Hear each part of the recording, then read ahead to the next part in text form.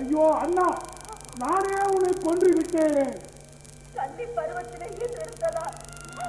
அதை சொல்லாமல் மறந்து விட்டேன் அப்பா, சொல்லாமல் மறந்து விட்டேன்.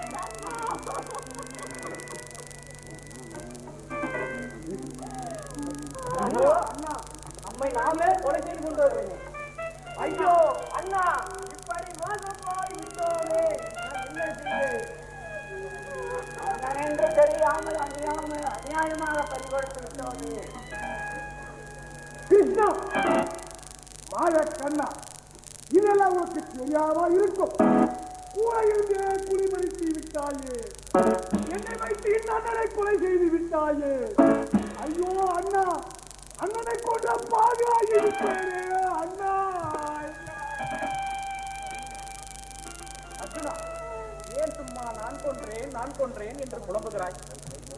வெறும் செண்ட பாம்பை அடித்துவிட்டு நான் கொன்றேன் என்று தீர்த்திக் கொள்கிறாய். கர்ணனை உன்னால் வெல்ல முடியுமா என்ன? அந்த சத்தியம் தவறாத உத்தமனின் முன்னால் உன்னால் நிற்க முடியுமா? என்ன சொல்லுகிறா? அர்ஜுனா, முதலாவதாக ஆபத்தில் சிக்கிய தன் பசுவின் காரணமாக கர்ணன் ரதம் தக்க தருணத்தில் பூமியில் புதையும் என்று சாபம் கொடுத்து விட்டார். இரண்டாவது, கர்ணனுக்கு வித்தை கற்பித்த பரசுராமர் நீ கற்ற வித்தை ஆபத்து சமயத்தில் மறந்து போகும் என்று சபித்து விட்டார். மூன்றாவது, உன் தந்தை தேவேந்திரன் கர்ணன் உடலோடு ஒட்டிப்பிருந்த கவச குண்டலத்தை தானமாக பெற்று சென்று விட்டார். நான்காவது, உன் தாய் குந்தி தேவி உன் மீது நாகாசுரத்தை ஒரு முறைதான் பிரயோகிக்க வேண்டும் என்றும் உன்னை ஒருவனை தவிர மற்ற நால்வரையும் எக்காரணத்தை கொண்டு கொல்லக்கூடாது என்றும் சத்தியம் பெற்றுவிட்டார். ஐந்தாவதாக, தல்லியன் தேரை குழியில் இறக்கிவிட்டு ஓடிவிட்டான். ஆறாவதாக, உன்னை கொல்ல வந்த நாகாசுரத்திலிருந்து தேரை பூமியில் பதித்து நான் காப்பாற்றிவிட்டேன். இப்படியாக முதலிலேயே நாங்கள் 6 பேர்கள் அவனை கொன்று விட்டோம். நீ ஏற்கனவே கொல்லப்பட்ட ஒருவனை நான் கொன்றேன் என்கிறாய். இது என்ன நியாயம்? தர்மா, என்று ஒருவன் பெற்ற தாயாரையோ மறைக்கப்படுகிறானோ அன்றே அவன் இறக்கப்பட்டவன் ஆகிறான். ஆக வேண்டியதை கவனிப்போம், வாருங்கள்.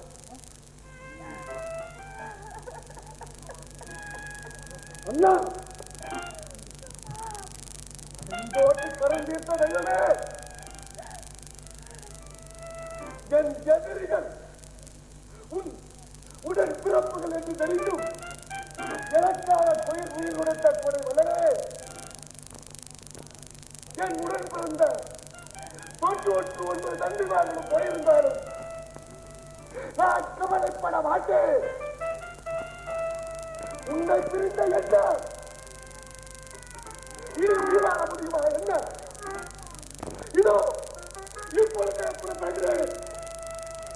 முடிந்தால் எதிரியை வீழ்த்துகிறேன், இல்லையே வீழ்கிறேன்.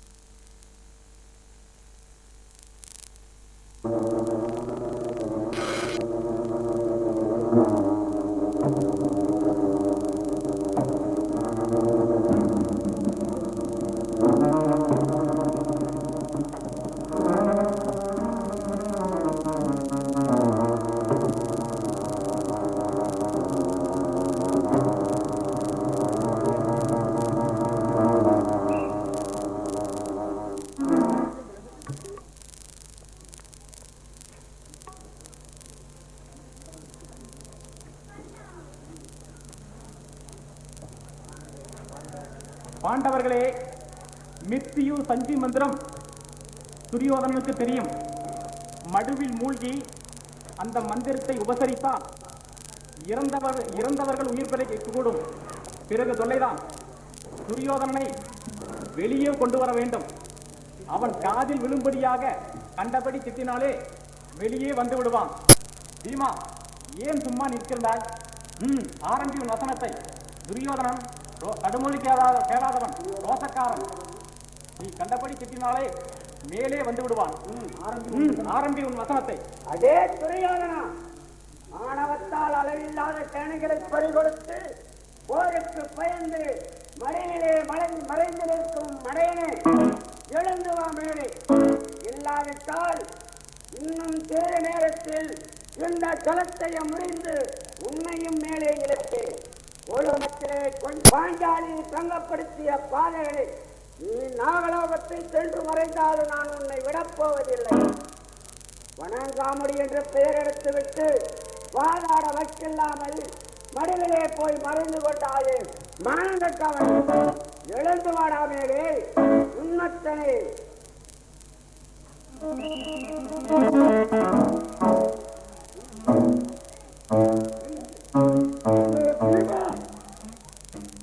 யாரை பார்க்கிறார் இந்த வார்த்தை கூறினார்? பார்த்து பிண்டவே இந்த அண்டமே ஒன்று வந்து விடையிட முடிவு வீழ்ந்த போயிடும். அதிக வளர்ந்த மாட்டாரா இந்த அறவ கிழவன்? பயம் என்ற சொல்லுக்கு அர்த்தம் அறியாதவனா இந்த அறவ கொடியோர்? மதையனை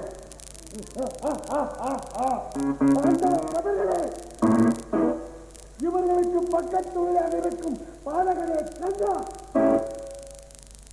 இப்போது நீங்கள் எல்லாம் பெற்றிருக்கிறீர்கள். நான் வெறும் கதாயுதத்தில் இருக்கிறேன். நீங்கள் எல்லோரும் ஒன்றுபட்டு என்னுடன் மோதுகிறீர்களா அல்லது ஒவ்வொருவராக வருகிறீர்களா? சொல்லுங்க. துரியோதனா, சற்று பொறும். நீ இப்பொழுது உடலில் கவசமோ, உற்ற துணைக்கு சேனை பரிவாரமோ, தேரோ வில்லோ இல்லாமல் வெறும் கதாயுதத்துடன் நிராயுதபாணியாக நிற்கிறாய். உன்னுடன் நாங்கள் அனைவரும் மோதுவது போர் முறை தர்மப்படி கூடாது. பாண்டவர்களில் உன்னுடன் சபதம் செய்திருப்பவர் பீமன் தான். ஆகையினாலே நீ அவனுடன் தான் மோத வேண்டும். இருவரில் யார் வெற்றி பெறுகிறீர்களோ அவர்களே நாட்டை பரிபாலனம் செய்து கொள்ளலாம். இந்த ஒரு முறையாவது தர்மப்படி நியாயம் உன் வாயில் இருந்து வந்தது, அதுவரை சந்தோஷம். அப்பா பீமா, நீ என்னோடு எந்த முறையில் போர் புரிய விரும்புகிறாய்? விற்போரா, நற்போரா அல்லது கதாயுத்தமா? சொல். இப்பொழுது உன்னிடம் கதாயுதம் தானே இருக்கிறது. ஆகவே கதாயுத்தமே செய்வோம். ஆகட்டும், ஆகட்டும். வாருங்கள், புறப்படுவோம்.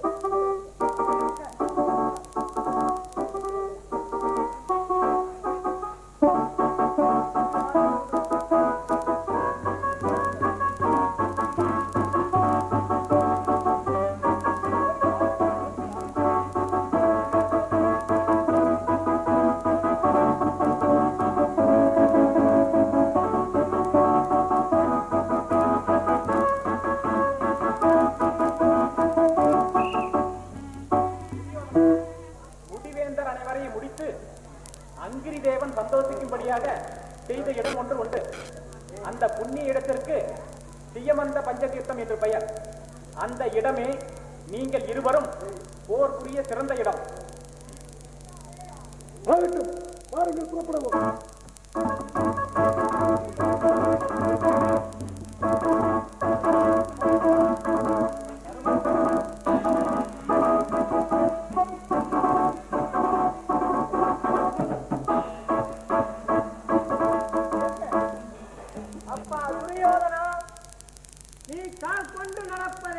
கண் கொண்டு என்னால் பார்க்க முடியவில்லை. விண்ணவருக்கு இணையான மன்னவனின் மலர்பாதம் தரையிலே ஊன்றி குருதி வடியும் போர காட்சியை காண சகிக்கவில்லை.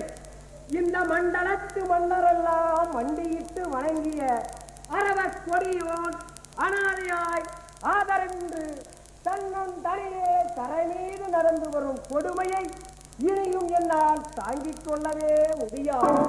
தம்பி துரியோதனா, சத்தியமாக சொல்கிறேன், என் தம்பிமார்களும் நானும் நீ இட்ட வேலையை தட்டாமல் கேட்கிறோம்.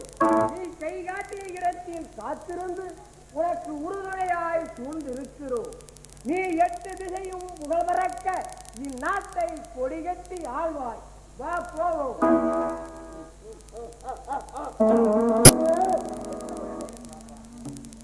கொஞ்ச நேரம் சிந்திக்காமல் அப்படிப்பட்ட வார்த்தைகளை உங்களுக்கு நீ நன்றாய் படுகிறதா? உன் வைத்த காலை பின் வைக்க மாட்டான் இந்த முடிவெட்ட மன்னன் என்பதை மறந்து விட்டீர்களா? தர்மராஜனே, என் குல தலைவன் கோமான் ஈஸ்வரையும் உறுதிமிக்க படை வீரர்களையும் மடை திறந்த வெள்ளம் போன்ற படை வீரர்களையும் என் கர்ணமகாராஜன் கர்ணனையும் என் குலத்தலைவர் கோமான் ஈஸ்வரையும் குருநாதர் துரோணரையும் தல்லியன் சைந்தவன் இப்படி இன்னும் எத்தனையோ என்னை கண் இமை போல் காத்து வந்த எண்ணற்ற மன்னரை எல்லாம் விண்ணுலகம் அனுப்பிவிட்டு நான் மட்டும் இந்த மன்னாதை கொண்டு இப்படி இடம் கொண்டு பிணம் பின்னும் கழுகாக இதை நீ எனக்கு கூறலாமா? தர்மராஜனே, எனக்கு இந்த மண்ணை விட நானும் தான் பெரிது. மறந்துவிடும் உன் எண்ணத்தை திரும்பி சென்று சேரவிக்கொள்.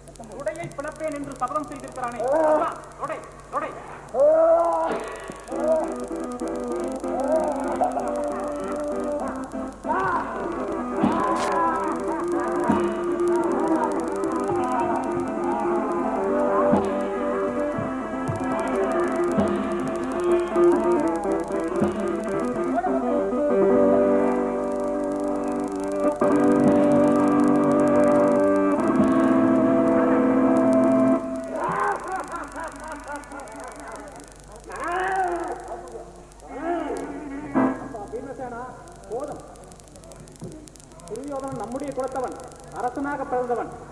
அவனது தலையை காலால் உதைக்க கூடாது. சீக்கிரத்தில் இந்த பாவியினுடைய உயிர் பிரியும். வாருங்கள் போவோம். அதே பீமா, கதா யுத்தத்திலே இடுப்புக்கு கீழே அடிக்கலாம் என்று எந்த சாஸ்திரத்தினை படித்தாய்? தீராத பணியை ஏற்றுக்கொண்டாயா பாவி? அதே கிட்ட யாரு காத்தடா பாவி என்றாய்?